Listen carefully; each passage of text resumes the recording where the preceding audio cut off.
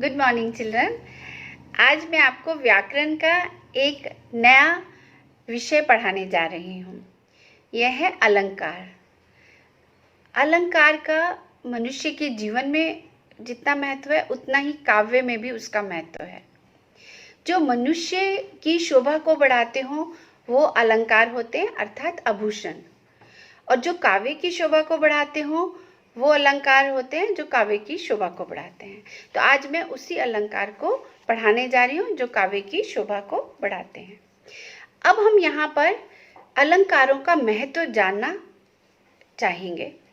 अलंकार का महत्व क्या है? पहला तो ये काव्य की सुंदरता को बहुत बढ़ा देता है। दूसरा, ये काव्य को सरल और आकर्षित बना देता है। तीसरा, यह काव्य को समझने में आसानी करता है। अब हम आते हैं इसके कितने प्रकार हैं। इसके दो प्रकार हैं मुख्यतः। पहला है शब्दालंकार, दूसरा है अर्थालंकार।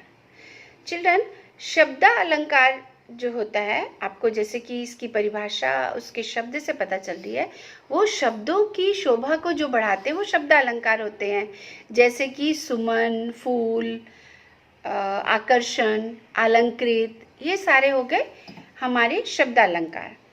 और दूसरा होता है अर्थालंकार। अर्थालंकार वो अलंकार होते हैं जो अर्थों के द्वारा काव्य की शोभा को बढ़ाते हैं। जैसे कि तू फूल के समान सुंदर है। इस तरह ये दो इसके भेद होते हैं। अब शब्दालंकार की भी तीन भेद मैं यहाँ आपको समझाने जा रही हूँ। पहला है अनुप्रास अलंकार। अनुप्रास अलंकार वो अलंकार होता है जिसमें वर्णों की आवृत्ति बार बार होती है और मुख्यतः यह पहला वर्ण एक समान आते हैं। इसमें चारु चंद्र की चंचल गिरने, इस उदाहरण के द्वारा हम समझ सकते हैं। चारु, चंद्र, चंचल, तीनों में च वर्ण बार बार आया है। मुदित, महापति, मंदिर, मधुर, मधुर, मनोहर, तीनों में म शब्द बार बार आया, तो ये अनुप्रास अलंकार हो गया। अब अगला अलंकार हम लेते हैं यमक अलंकार। चिल्ड्रन, इसमें मैं एक बात आपको और बताना चाहूंगी कि इसमें शब्दों की आवृत्ति बार बार होती है। अनुप्रास में वर्णों की आवृत्ति बार बार होती है। इसमें शब्दों की आवृत्ति बार बार होती है पर उनके अर्थ अलग अलग होते हैं। एक उदाहरण द्वारा इसे और समझाना चाहूंगी। काली घटा का घमंड घटा, इसका अर्थ ये है कि जो काली घटा है यानी बादल, उनका घमंड कम हो गया है। घटा दूसरा कम हो जाना, एक हो गया बादल, दूसरा हो गया कम हो जाना। इसका एक और उदाहरण बताती हूँ। कनक कनक ते सौगुनी मादकता अधिका, इसमें एक कनक है धतूरा और दूसरा है सोना, तो दोनों शब्द कनक कनक हैं लेकिन उनके अर्थ अलग अलग हैं। अब हम तीसरा अलंकार ले लेते हैं श्लेष अलंकार। श्लेष अलंकार जो होता है वो एक ही शब्द कई बार आता है परंतु उनके अर्थ अलग अलग होते हैं। एक ही शब्द कई बार आता है परंतु उनके अर्थ जो हैं अलग अलग होते हैं। जैसे कि रहीमन पानी राखिए, बिन पानी सब सून, पानी गए न उबरे, मोती मानस चून। इसमें एक तो है, रहीम जी कहते हैं कि पानी को बचा के रखना चाहिए, उसके बगैर सब कुछ सूना हो जाएगा। और दूसरा इसका अर्थ ये भी हो सकता है कि हमें सम्मान को बचा के रखना चाहिए, हमें विनम्रता को बचा के रखना चाहिए क्योंकि उसके बगैर सब कुछ सूना है। तो आपने देखा एक ही पंक्ति के अर्थ अलग अलग निकले हैं, उसमें एक ही शब्द के अलग अलग निकले हैं यमक में, और इसमें एक ही पंक्ति के अर्थ अलग अलग निकलते हैं। अब एक और उदाहरण मैं आपको बताती हूँ। जो रहीम गति दीप की, कल कूल कपूत गति होए, बारे उजियारे करे बड़े अंधेरो होए। इसमें रहीम जी हमें समझाना चाह रहे हैं कि जिस प्रकार दीपक जैसे जैसे बढ़ता है यानी उसकी अवधि ज़्यादा होती है, वो बुझ जाता है और अंधेरा फैल जाता है, उसी तरह से कुल में अगर कोई कपूत पैदा हो जाए, वो जैसे जैसे बड़ा होता है वैसे वैसे कुल में अंधेरा छा जाता है। तो यहाँ देखिए, पंक्ति और दूसरी पंक्ति शब्द एक हैं लेकिन उनके अर्थ अलग अलग हो गए हैं। तो यहाँ तक आपको समझ में आ गया होगा। अब हम आते हैं चिल्ड्रन अर्थालंकार के कितने भेद हैं और उनके बारे में जानेंगे। अर्थालंकार का पहला अलंकार है उपमा अलंकार।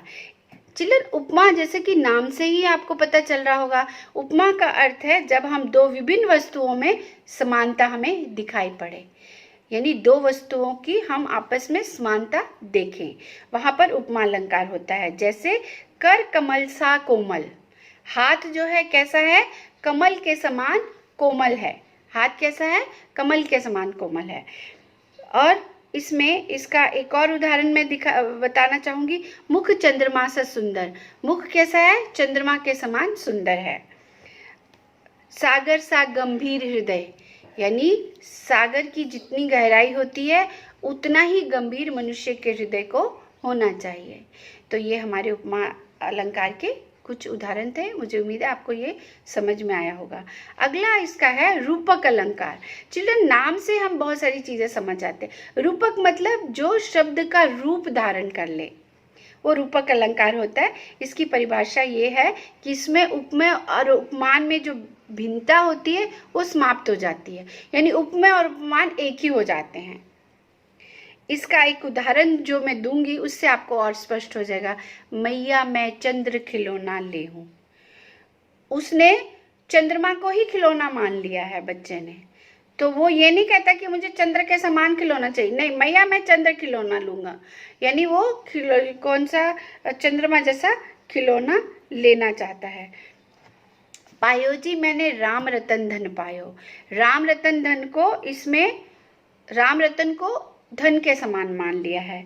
शशि मुख पर घूंघट डाले, जो मुख है कैसा है, शशि चंद्रमा के समान सुंदर मुख है जिस पर घूंघट डाला हुआ है। और इसकी पहचान क्या है रूपक अलंकार की, इसको पहचानने के लिए हमें सा शब्द लेना पड़ता है और इसमें हमें एक योजक चिन्ह इसमें लगा होता है। अब हम लेते हैं उत्प्रेक्षा अलंकार। उत्प्रेक्षा अलंकार में तुलना की जाती है। उत्प्रेक्षा अलंकार में एक चीज की दूसरी चीज से तुलना की जाती है, जैसे कि देह मानो लता है, इसमें है नहीं लेकिन हम उसके साथ तुलना कर लेते हैं कि देह कैसे है, लता के समान कोमल है। मुख मानो चंद्रमा के समान है, मुख चंद्रमा है मतलब हम महसूस करते हैं सुंदर है, तो किसके समान सुंदर है, चंद्रमा के समान सुंदर है। उत्प्रेक्षा अलंकार में एक और उदाहरण ले लेते हैं हम।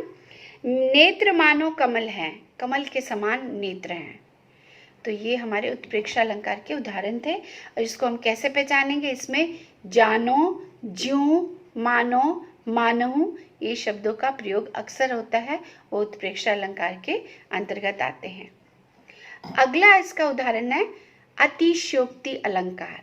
इसके भी नाम से ही आप समझ रहे हैं, अतिशयोक्ति मतलब बढ़ा चढ़ा के किसी चीज को बताना।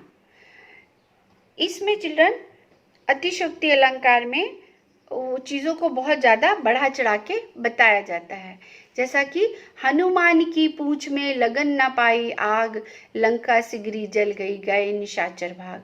यानी हनुमान की पूंछ में आग अभी लगी भी नहीं थी और पूरी लंका नगरी जल गई और निशाचर मतलब राक्षस भाग गए।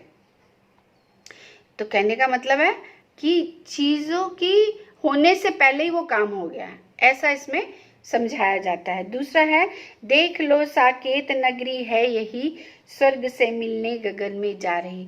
ये जो साकेत नगरी है वो स्वर्ग में गगन से मिलने जा रही है, जबकि ऐसा होता नहीं, तो बड़ा चढ़ा के बताया है। तो चिल्ड्रन ये सारे अतिशयोक्ति अलंकार के उदाहरण थे। अब हम आते हैं मानवीकरण अलंकार। ये भी आपको उसके अर्थ से समझ में आ रहा होगा शब्द से। मानवीकरण मतलब मनुष्य मान लेना। जब हम निर्जीव चीजों को भी मनुष्य मान लेते हैं और उसकी भावनाओं को व्यक्त करते हैं काव्य के द्वारा, वो मानवीकरण अलंकार के अंतर्गत आता है। कक्षा 10th में पर्वत प्रदेश में पावस से कविता है, उसमें कवि ने पर्वत को ही मनुष्य मान लिया है। तो उसमें उन्होंने ये उदाहरण भी दिया है,